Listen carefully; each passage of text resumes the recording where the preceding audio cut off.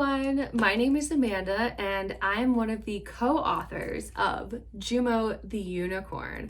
I'm so excited to be reading this book to you today based off of some of the animals that I used to work with when I was a zookeeper. All right, let's get started. So this is Jumo the Unicorn, Manda's Magical Zoo. Jumo was a young rhino, as ordinary as the rest of them. He had tough gray skin, 4 trunk-like legs, and a keratin horn shooting straight out of his snout. People would visit him at the zoo and stare in wonder. This always made Jumo feel quite impressive. But sometimes right before bed, Jumo would look at his reflection in the rhino wallow and feel like something wasn't right about what he saw staring back at him. This feeling started to wear on Jumo. Day after day, he felt his lively spirit dim. One day, as he was grazing in his habitat, lazily chomping on some hay, he saw a young girl wearing a bright and sparkly shirt. The rainbow colors were hard to miss, but there was something more that caught his attention. A creature that was all too familiar. This creature had glittering fur, a rainbow mane, and the most impressive thing of all was a pointed, fantastic horn shooting straight out of its head. As Jumo was staring in wonder, the little girl called out to her mom, "Mom, that rhino kind of looks like the unicorn on my shirt." Unicorn, Jumo thought. He had never heard this word before, but once he did, it all seemed to make sense. The little rhino thought maybe he wasn't a rhino at all, but instead a magical, colorful unicorn. Jumo had to tell someone about his discovery, and he knew just the gal, his loyal, pink-haired best friend, Manda, the zookeeper. Jumo had known Manda his entire life. She was there the day he was born and even shed little happy tears each time he would come over to snuggle with her. When he replayed the tale of his recent discovery, Manda listened very carefully. After all, she had a special gift. She could talk to all the animals in her care. When Jumo finally stopped talking, gasping for breath, he waited anxiously for Manda's response. He loved Manda with all of his heart. Her opinion of his discovery mattered most to him. She was the perfect combination of funny, kind, and smart. He knew if she approved, then he was on the right track. She paused for a moment and mulled over everything she had just heard.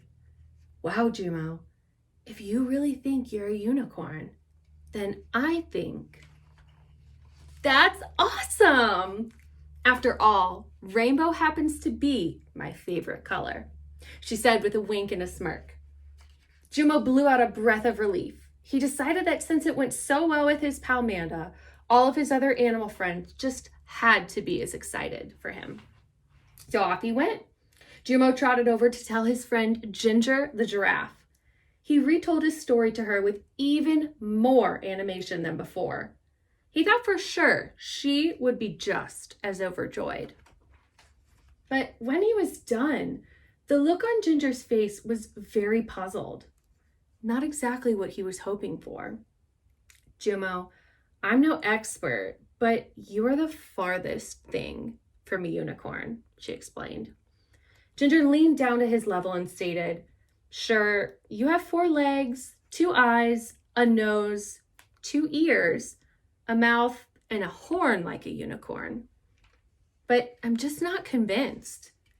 Manny the marabou stork overheard this exchange and flew over to give his 2 cents. "Jumo, don't be ridiculous. You were born a rhino. You have always been a rhino, and you'll forever be a rhino. You can't become a unicorn just because you want to," he replied. Soon, the family of hippos and elephant herd waltzed over, and an entire animal crowd had begun to form around Jumo. Every animal in the zoo, from the zebra to the okapi, Even the meerkats had something to say about this topic. Jumo began to feel the sadness creep back in. Everyone was talking around him like his opinion didn't even matter.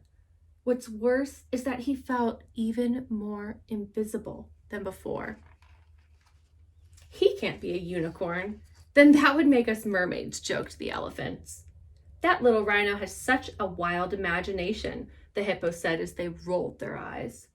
Why can't he just be happy that he's a rhino? Why does he need to be something different? Why can't he just blend in like the rest of us? Was the collective response from the animal crowd. Finally, after all the animals expressed their thoughts and had a good laugh, they wandered back to their habitat. Jumo was all alone again.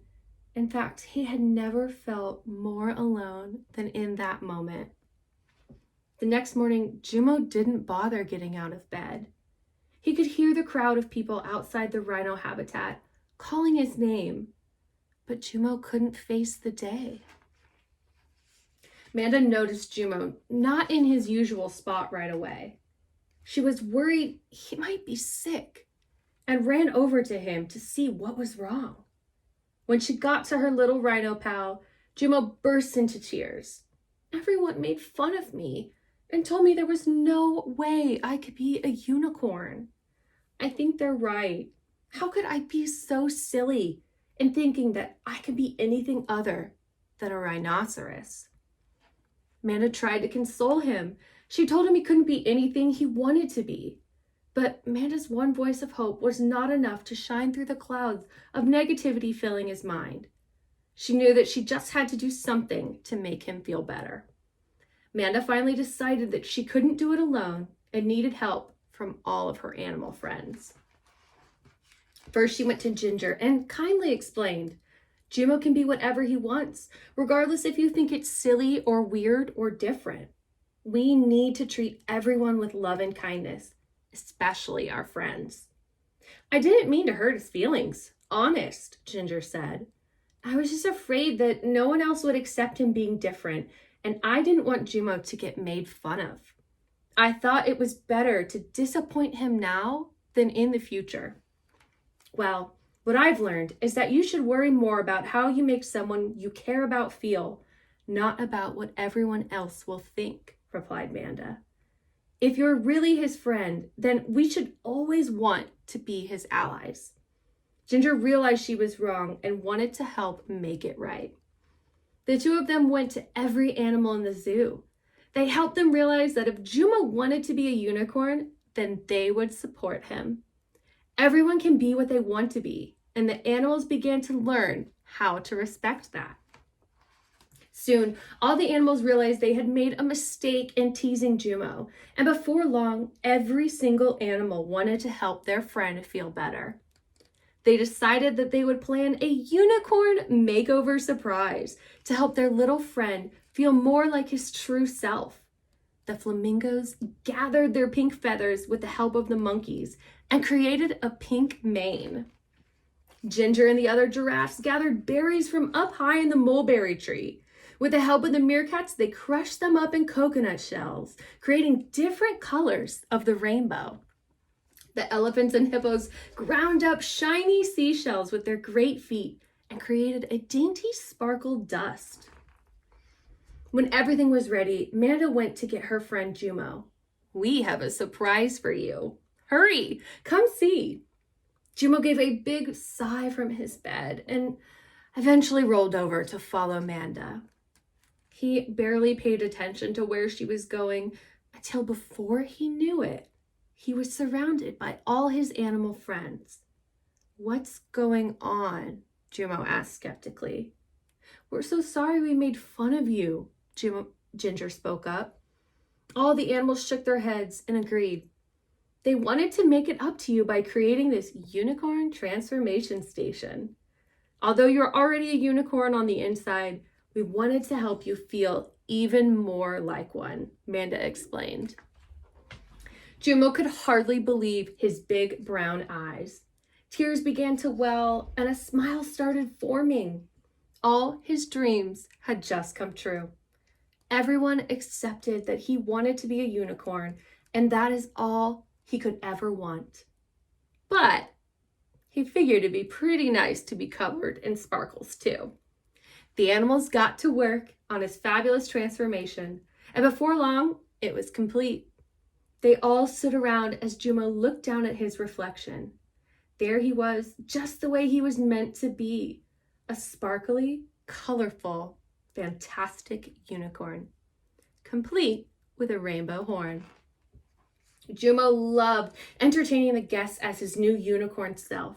He kicked and frolicked about, spreading love and joy to whomever was watching. His smile was contagious, and the guests loved visiting him even more than they ever had before. Eventually, the paint, sparkles, and outward unicorn makeover wore off. But this time, when Jumo looked at his reflection, he didn't feel sad. He knew no matter what, thanks to Manda and his other animal friends, he would forever be accepted as Jumo the unicorn.